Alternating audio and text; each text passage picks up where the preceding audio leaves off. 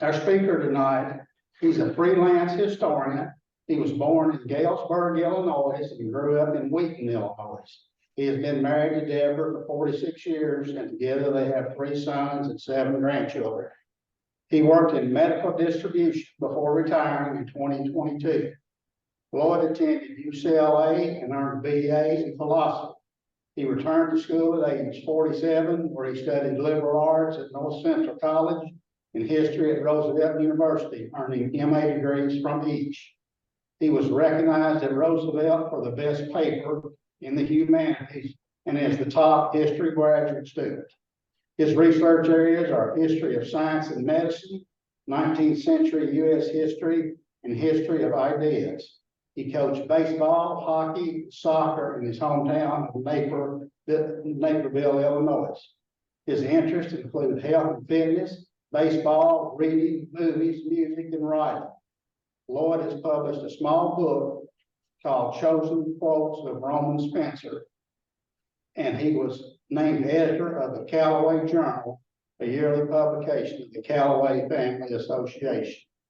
The topic for Lloyd tonight is the Callaway family in Kentucky in the 1790s.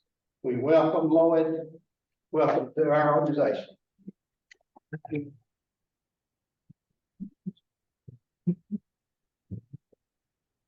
Thanks very much. I appreciate that.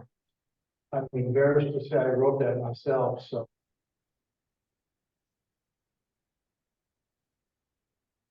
very nice of you to invite me here.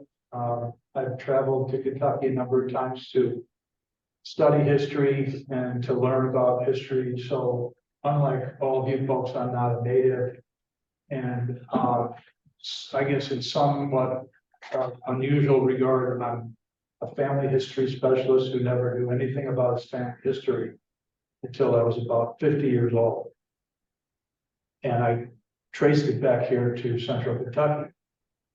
And obviously you all know about the Callaways being here in Boonesboro, and being in this county and Clark County, and then later up in Western Kentucky. So I'll start by just talking about this period of time that I'm going to look at. You guys already heard the whole story of my bio. And what I do when I study a topic in history is I really try to look at what's called social history. I don't focus as much on military history or political history. So I try to figure out what the people did, what their lives were like, families were like, where they went to church, what their education was like, and who the people were who were around them. As well as some of the more mundane things like how did they make a living, what were some of the difficulties that they faced, what was their what were the diseases and the medicine, what were the, obviously there were wars going on, so there were difficult lives. And I find these people fascinating, and the more I find materials on them, I try to piece together what it would have been like to live as they did. Here's just a little image collection. So we've got upper left Callaway County, named for Richard Callaway, who was a great uncle. You all know probably about Richard. Was with Daniel Boone originally, and then was at the beach. Court Marshal Daniel Boone ended up being killed by Indians in 1780. His brother, I was mentioning earlier, it's unfortunate there's no portraits of Richard Callaway, but this brother, William Callaway, a veteran, was a very famous man and very important politically. Probably the most important outside of this part of Kentucky. So William Callaway was had 10,000 acres of land in Bedford County. He was county lieutenant. He was a judge. He donated the land for the town of New London. Up in the upper right, little piece of primary source material of newspaper article advertising Winchester Hotel also goes by the name of the Indian Queen Hotel. With Edmund Callaway, who was my fourth great grandfather, at one time owned it. So I'll talk a little bit about him, and of course, the image of Fort Wilkesboro. So you may or may not know that there are two particular branches of the Joseph Callaway line. The Richard Callaway branch and the James Callaway branch, who came to Kentucky. James had died back in Virginia in 1767, but 7 of his children, we believe, came to Kentucky either with Richard, as part of Richard's family, or on their own, because some were older, and for example, Flanders. So I'll talk a little bit about him, but as we all know, Richard's daughters, Elizabeth and Frances, in addition to Jemima Boone, were captured by Indians.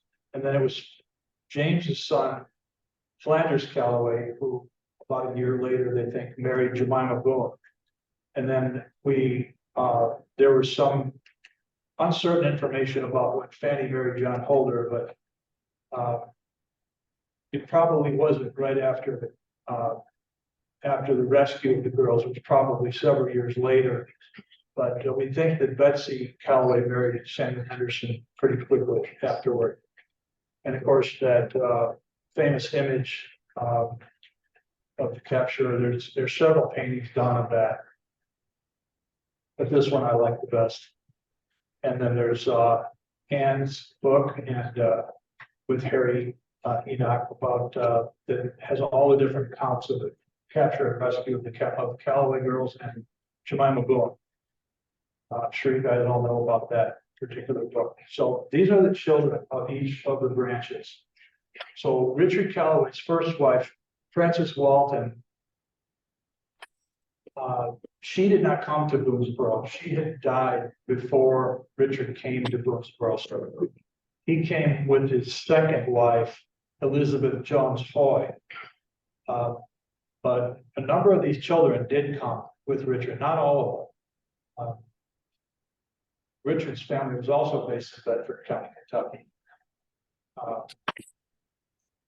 And I'm almost certain that a number of the children stayed back on the land that Richard Callaway owned, is landed in Virginia, Bedford County. The James C. Callaway branch, which is the branch that I descend from, these are the children at the dates they were born, is the best information we have, and the age at which they would have been when their father died. So you can see Flanders was the oldest, and in 1767, Flanders was already 15 years old. So by the time the Callaways came to Boonesboro, he was not a minor, he was an adult. And he was a pretty important part of the all of the goings on here at Boonesboro.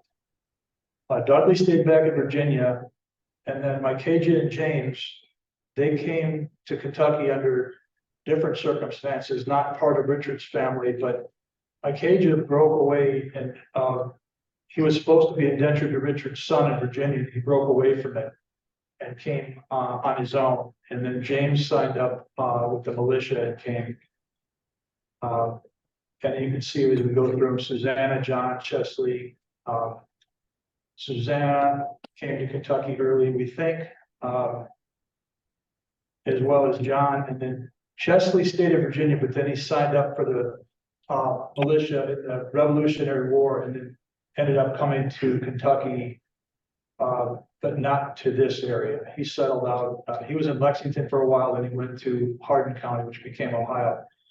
Edmund is my ancestor, and he would have been 12 at the time the girls were captured, and 14 at the time of the siege. And by all the records we have in our family, and by some of the records that are historical records, we think Edmund was one of those teenage participants in this. Holly stayed in Virginia, and then William, I'm not sure exactly when William came, but William Callaway was the youngest brother, and he did die in Clark County during the War of 1812. So talking about the period of time a little bit, these are just some numbers about what was happening with the population of the country. Or 1790 was the first full year of the United States in existence under the Washington administration. Population grew, but not as much as you might think. However, the population of Kentucky grew substantially in that 10-year period. And same with the population of slave people, did not grow a huge amount, but you can see that population in New York City almost doubled. So there was a lot of change, but it was still very early in the Republic. And obviously most people either live on farms, very small towns, or what we would consider now very small cities. And then on the frontier, this was still a period of time when people were, if not still in the fort, just getting away from the fort, started to found towns like Lexington. So this is just a list of some of the things going on around the world and in Kentucky and in the United States. I won't go through all of them, but obviously lower right, there were still a lot of Indian conflicts during the 1790s. A key point in the 1790s was the Treaty of Greenville. That was supposed to be a treaty that alleviated some of the conflicts that had been holding over since the Revolution. But it did completely end the Indian resistance. Tecumseh started to become active in unifying other tribes. But for example, the Treaty of Greenville gave the, where I live, the Chicago area, gave a portion of Illinois to the Americans. And it also allowed the settlement of a great part of Ohio and some parts of Indiana. And that was the result of the Battle of Fallen Timbers. We were able to document that Edmund and Acadia were at that battle. We have the first 3 states added to the Union, Bill of Rights, variety of things having to do with social change, the Second Great Awakening. Martin Stone came into Kentucky around that time. The first of the big revivals in Kentucky was the revival of 1800 out in Logan County, and the following year was the Cambridge revival. So there were a lot of things, I guess you call them just, important events. The first time that a new president was elected, and then, of course, in 1797, John Adams comes in, and by 1800, we have the Revolution of 1800, where for the first time we changed political parties. The leadership of the executive branch changes from one party to the other. So we think of these early days, with sort of some basic events, but this was really a very momentous time in the country's history. Imagine being in a country that's only 2 or 3 or 5 or 10 years old. And where we stand now, I always make the case that we're the oldest country in the world, that no country has a government as old as ours. So I like to talk about kind of what things were like. These are things that are more of the events of the time that have to do with bigger picture things, like what was changing then. Prior to the French Revolution, prior to the American Revolution, monarchies were controlling everyone. There was very little freedom for the individual. So this is when what we call the modern ethic starts to take hold, and that's the ethic of the sovereign individual with rights and a stable unitary subject who can choose not only where to move to, what to do, when to, let's say, pick up your family and move it, when to decide to quit one church and join another, when to decide that I need to go to school, or I'm going to follow this set of ideas or this political party versus another.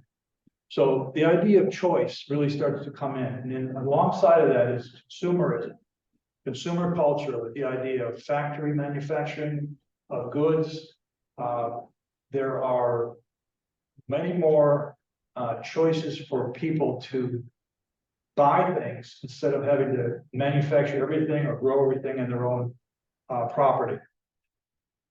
It's also the beginning of republicanism, where the representative government for the first time really ever exists. England didn't really have a true representative government, even though they had parliament. Very, very few people could vote. And the idea of citizenship, where you have a role in your in the future family and government and society. And of course, the American economy, international trade, and a lot of the things that we had to work out with other countries had to do with trade, various treaties, and then by the end of the decade and the end of that century, Washington dies, and what ended up happening from the folks in this area, there was movement outside of Kentucky completely. This is the year 1799 when Daniel Boone and a group of our family, the Callaway family, moved to Missouri for a variety of reasons.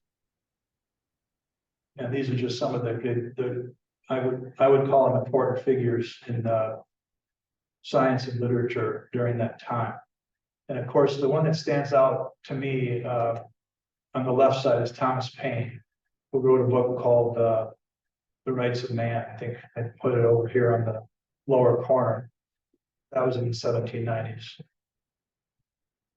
And then these are just some of my people I'm interested in learning about, some of my other pursuits. So I'll talk a little bit about the Callaway family and who they were connected to.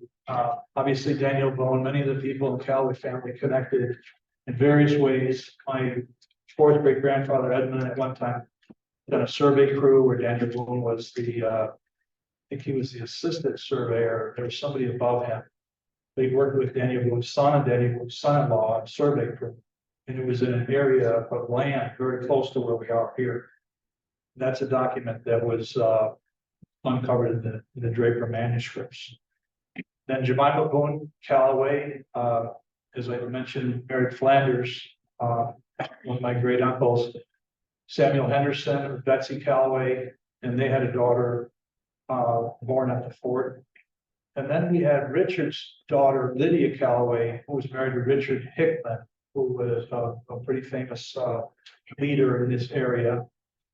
And we have a connection to the Bryan family with Susanna Callaway. And probably for this particular location and time, the most important connection would be John Holder and Fanny Callaway. I'll talk a little more about that. And then we have James French and Keziah. I think she went by other nicknames as well, Cuzzy and different things. So a little bit about Flanders. He was James' oldest son. I mentioned earlier, part of the rescue party, married Jemima Boone, and he was with the salt makers that were captured, but he did not get captured. He was, I believe, if I understand the story that I've read, he was out hunting as well as Daniel Boone, and as we know, Boone got caught and went back to the salt making group where his two brothers were. Flanders' two brothers, James and MCHS, were there, but he did not go. He was not captured. And in 1799, he was among the Callaways that went to Missouri, which was at that time Spanish territory. And while they were there, Flanders lived with or near Daniel Boone, and that's his house, which is still out there in Missouri. His son was a hero of the War of 1812, and they named Callaway County, Missouri, for James Callaway, who was a captain in that war. MCHS Callaway, and this is a map of where his bounty land would have been, very close by here, east of Bryan Station. So MCHS was captured by the Shawnee at with the salt makers, and he was adopted by one of the secondary chiefs, Nensika. And he learned the Shawnee language and customs, and some accounts are that he was fully a member of the war parties, and he was living as an Indian for many years. But then after the war ended in 1783, he was exchanged in a prisoner exchange. He came back to live with his family. And then he's recorded as being a member of a couple of different militia units. The one, probably the most prominent one, is the Battle of Fallen Timbers. And he would have been a valuable asset to the militia because he knew the Indian culture, and he knew those particular individuals extremely well. So he did end up moving to, he lived here in Clark County for a while, and then got married, and he went initially to Missouri with Daniel Boone and the other Callaways, but then he later settled in Indiana. He lived to be a pretty old man. There's a book, if anybody's interested in seeing it, it's called Tomahawks and Treaties. It's written by one of his descendants, Rex Callaway, and it's a very well documented book about the life of Mike Cagey Callaway. Sources of all kinds, including a lot of Shawnee sources. So I recommend that. This is my ancestor, Edmund Callaway. He was born in 1764. I mentioned he was a very young militia fighter. I have a lot of different militia records, both in the Virginia and Kentucky militia for Edmund. He later, he married in Bourbon County in 1798. Was here in Winchester. He was a postmaster and tavern keeper, as I mentioned. He also had a job maintaining the courthouse, so he got to know a lot of the people involved in running the government here. And I just have really no proof of this, but I just have a feeling that part of how he became so well entrenched in the kind of powers that be in Winchester was that his cousins were married to some pretty important people, especially John Holden. So my guess is Edmund, being a younger cousin and being kind of an orphan who was adopted by Richard, he was just sort of brought into various opportunities, and he certainly did his part. He served for many, many years as a militiaman, and then he later retired and moved out to Christian County. After the War of 1812 was over, he had moved up from a private in the militia to becoming a lieutenant under the sheriff, James Simpson, the sheriff of Clark County. I found some good militia records. I actually found a diary of James Simpson that showed a lot of information on their service. And they were at the Battle of Thames, where Tecumseh was killed. So then I followed forward into the two brothers, sons of Edmund, that came into Illinois. My third great grandfather, William Dudley Callaway, and then his brother, his name was Samuel Taylor Callaway, and how they then became connected with Bart Stone's church in Illinois. The exact church Bart Stone left Kentucky to go preach at, not just member of the same denomination, but to actually the same church in the 1830s. So that's those folks. This is just a marriage record that I found, and I listed here on the left side what's in the script at the bottom. These are the names of the people who were all married on the same day by the same minister. The Baptist minister was named Ambrose Dudley. And you can see there's some names here that probably, people connect with, or as names here. So there's a Brian and there's a Linville. This is my ancestor, Edmund Callaway. He spelled his name with an O instead of a U. And then his wife. And I think that maybe some of you guys might recognize some of these other names too. I found this in the Baptist History homepage about, I had a hard time figuring out whether there were two churches or one church, where Ambrose Dudley was in Bourbon County, but it looks like it was one church at this time, but they preached at different locations. But then with the revival of 1801, so many people were signing on and becoming saved and becoming members that they actually separated, according to this document, into a separate church.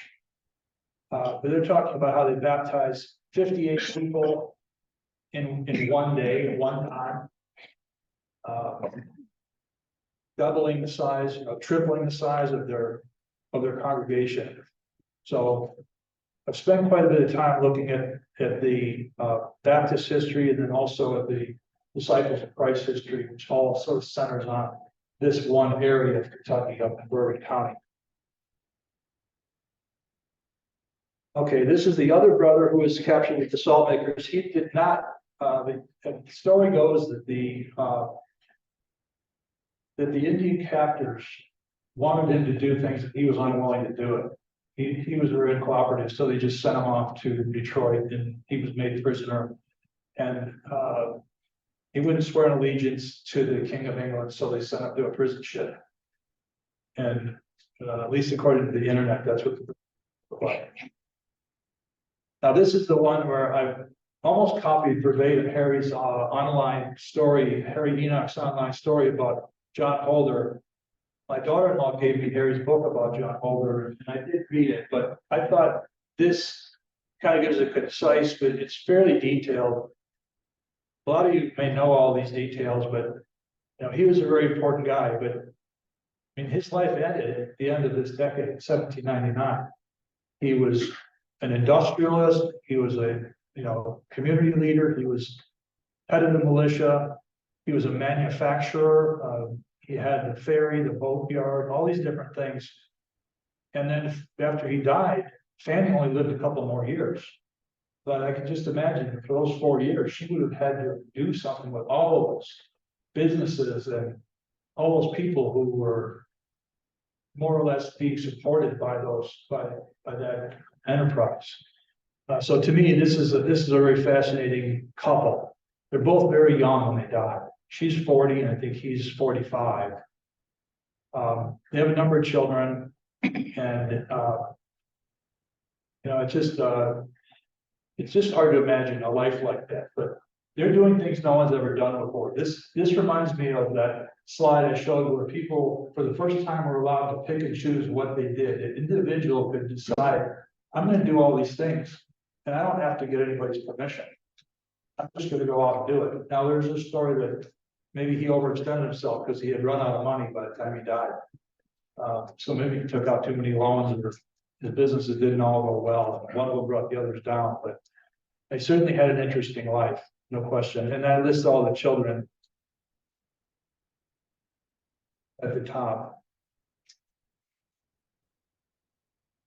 And then the last one that I focus on here, Lydia Callaway. And this is the picture of, at least I understand it to be the picture of the cave line house. And this house was built there in the 1790s. And her husband, she was a daughter of Richard Callaway and the first wife, Frances Walton. She was born the same year as my grandfather, 1764. So they had to be very close. They lived in the same household, at the same age.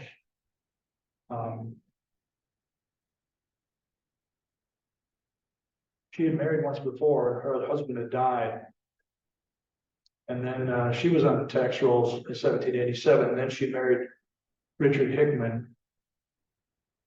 Hickman had a lot of different roles. He was a politician. I think he was the first state house rep for Clark County. He was a state senator, militia commander, and also became lieutenant governor later on. I think during the time of the War of 1812, I think he was acting governor. Shelby was out commanding the militia. So Hickman was a very important guy in the area, and that was Lydia's husband. She lived a little longer. I think she lived into the 1830s. So a lot of different Callaways. There's a few that I didn't have as much detail on, more to be learned later. And this is all information I'm learning really in the last 18 years. And a lot of it in the last 5 years, really. So it's fascinating because there's so many different people, and there's these two main branches that came out here. I have opportunity now, that I've retired a few years ago to study more and I sort of get pulled into different projects at different times, but I've really learned a lot in preparing for this talk tonight and enjoy getting to get to put this together. I hope people have a few questions for me. Thank you, Lloyd.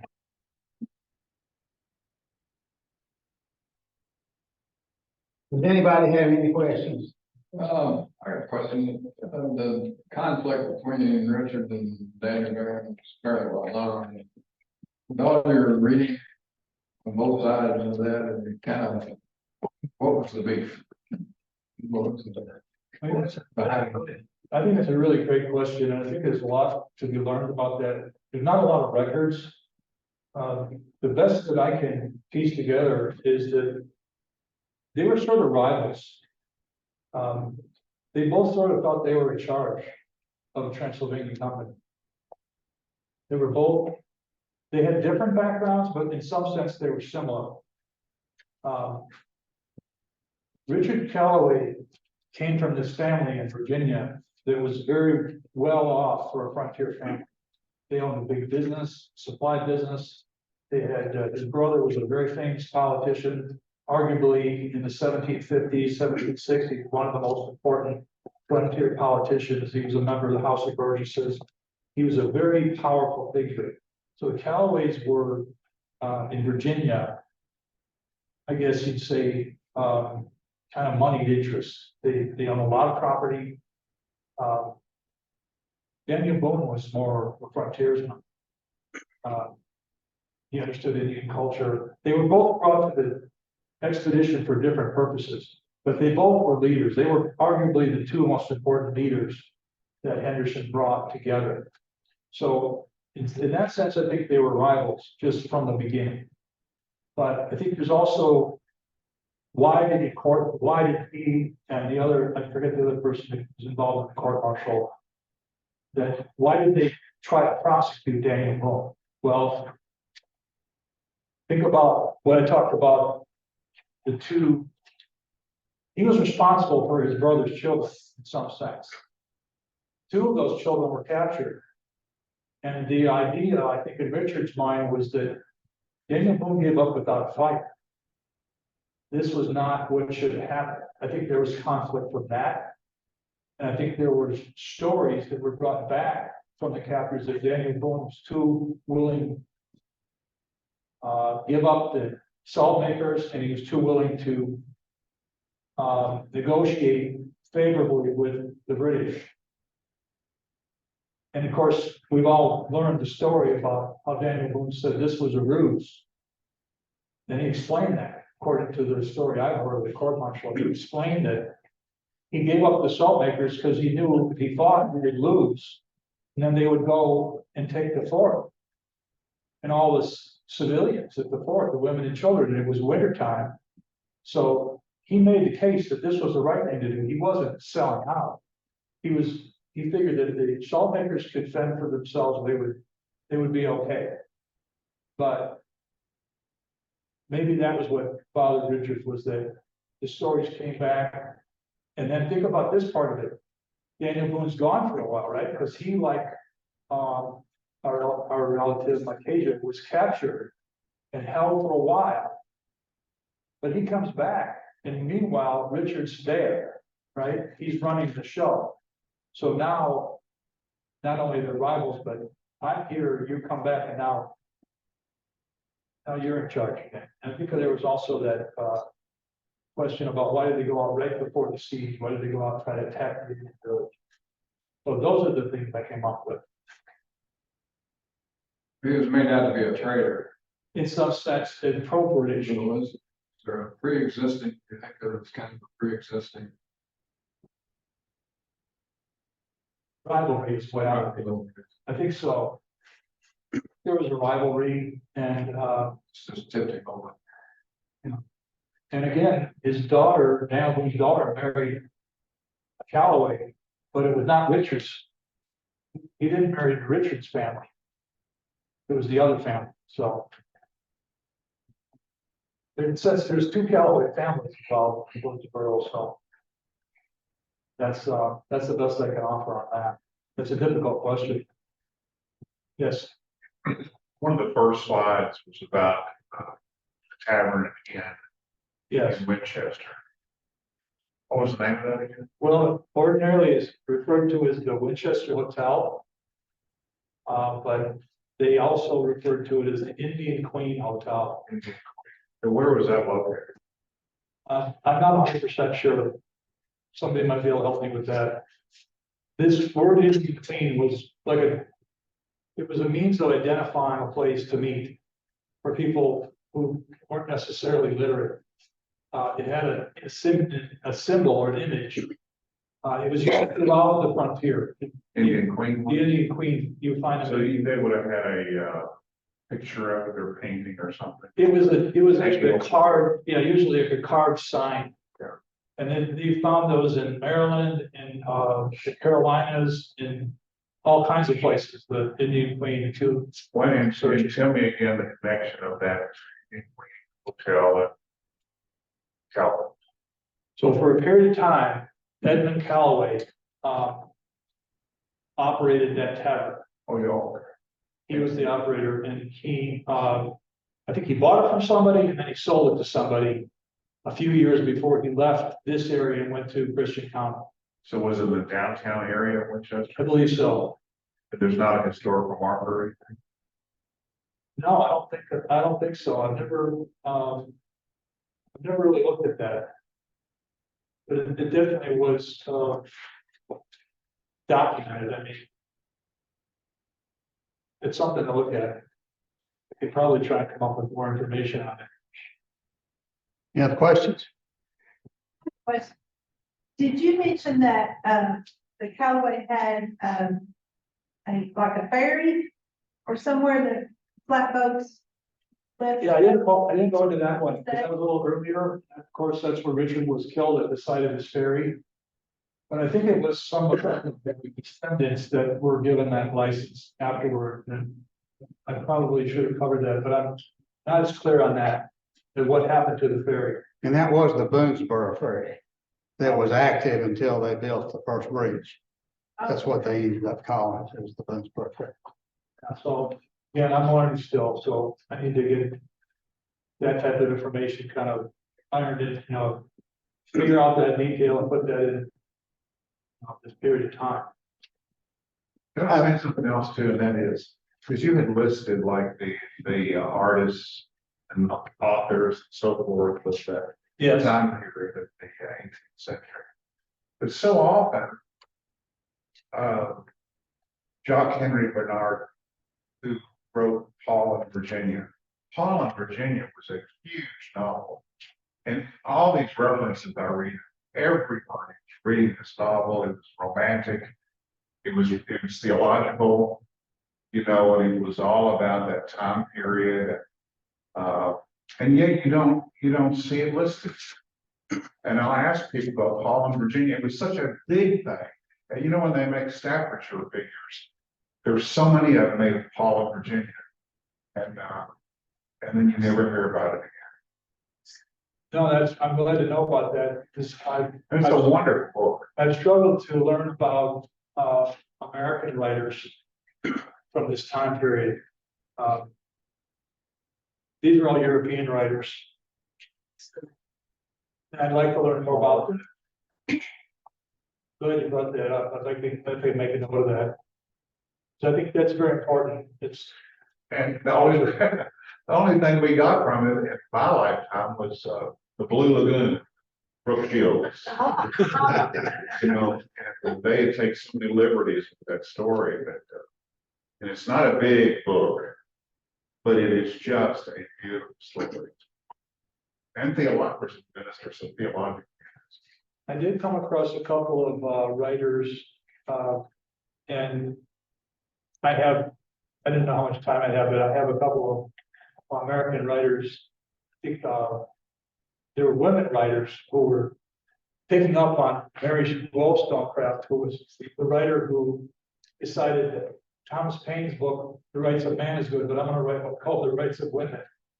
and these women writers in America started literary based on this idea that America was a place where individuals could, again, choose to exercise their rights and pursue intellectual, business, political goals and ambitions.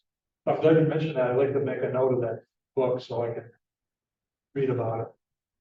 Lloyd, you mentioned a prisoner exchange at the Falls of the Ohio between pioneers and Native Americans. I don't think I've ever read about prisoner exchanges before. Were there a lot of those? Have you run across a lot of those? I won't say I know a lot about it. I know there were cases where people who had been captured by the Indians were exchanged. This particular one took place, as I understand it, based on Rex Callaway's book, because this was his ancestor. He wrote about that George Rogers Clark was the representative of the Americans at that exchange. So I can show you in the book the documents of where he gets that, because I don't have that particularly in my memory, but I think there were, especially during that period. Do you think the pioneers were exchanging Indian prisoners or giving goods to the Indians to release their prisoners? Prisoners, Indian prisoners for American prisoners, because they were both, they were not, I made this case once to a professor I had at North Central College, that the Indians and the Americans were military enemies during this period. Whether the Americans were fighting on the part of the British in the French and Indian Wars, or whether they were fighting as revolutionaries during the 1775 to 1783 period, or if they were fighting during these Indian wars in the 1790s, or in the War of 1812, where the Indians are still on the side of the British, even all the way up until later in the Black Hawk War, where the Black Hawks tribe, or not even a tribe, it was called the British Band. They were still loyal to the British. They still thought the British were going to come and support them. So I think that these were military exchanges. So I think it was prisoner for prisoner. You mentioned, I think someone asked about the ferry. I think Mr. Enoch and maybe Ms. Crabb. Oh, anyway, there's research that talks about the John Sidebottom being a person of color who actually ran that ferry after Richard Callaway's death. Have you heard that name before? Yes, I have, but I don't have a lot of knowledge of it. Again, I'm sort of still learning about this period and what happened at again, the whoever inherited that right, some of those people were Richard's family. So I haven't got the detail on that, but thank you for bringing that up. The Sidebottom man was an African American, is that correct? Right. They might not have known that at the time because he was in Virginia, the way I understand it. But he actually drew Revolutionary War pension. He's the guy that supposedly carried, was it Monroe? One of the end up president from the battle. So that's that. But I don't know that he was Richard's relative. I've never heard that. No, I'm gonna look into that. And Go ahead. Jay. Tell us a little bit more about Jack. Jack Callaway, Yeah. Richard's let's see, that was Richard's youngest son, I think. Yeah. Get back to that.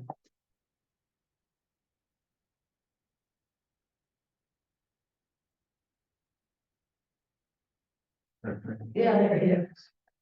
Jack Callaway. I do know that later on he served as an officer, a pretty high-ranking officer in the War of 1812. I didn't know that. I think he was in Henry County. Was that right, man? Is that right? I'm not 100% clear on when he was released, but I believe he was abducted with his uncle or older cousin. I think it was his cousin. It was Elizabeth Jones Hoy's son, being him and grandson. Jones Hoy, I think, was William's son. So, I think one was the uncle of the other, but either, they're sometimes called cousins, but one was released earlier, one was released later. I don't have 100% clear memory on which one got released earlier. But I believe that Jack was, was he the one who was uncertain about whether he wanted to come back? Yeah. I think so.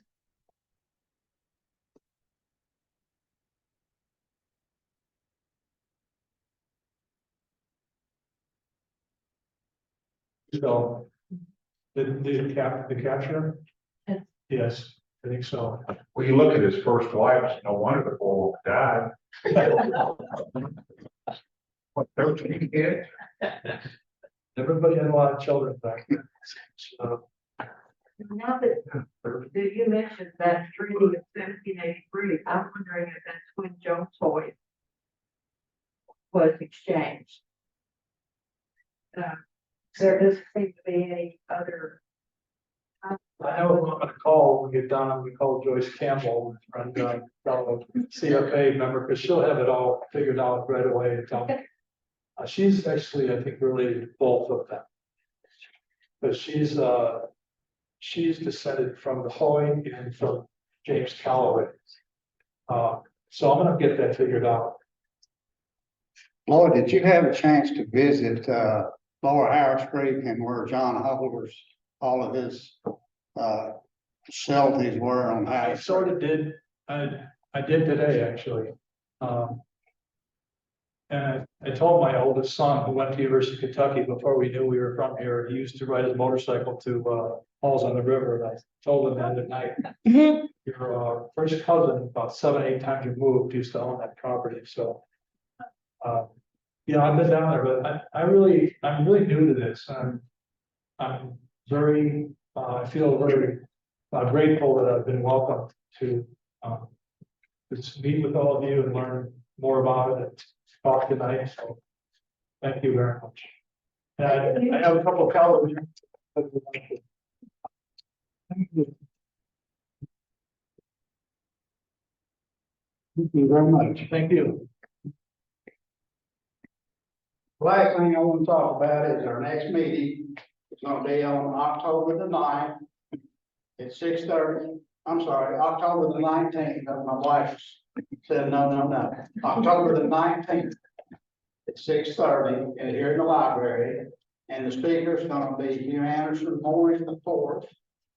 He is gonna be talking about the 1822 Woodlawn home, the Colonel William Rhodes and Paul Playgrounds.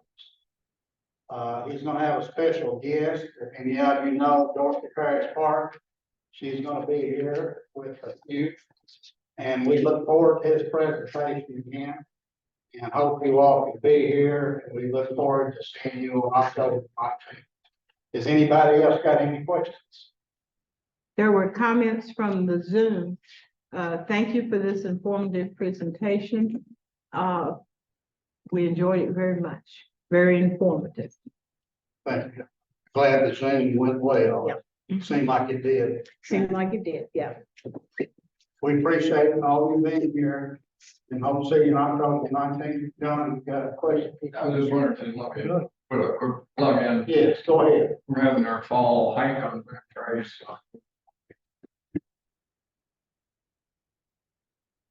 Particularly the kids, grandkids. The kid thing, gonna have 2 hikes. Morning, gonna have cookouts, be reenactors, Native American and under display. And that's been growing. First time you had it. Had about 50 last year, but so. And we're in her grandson in person. You know, we all been great. I will.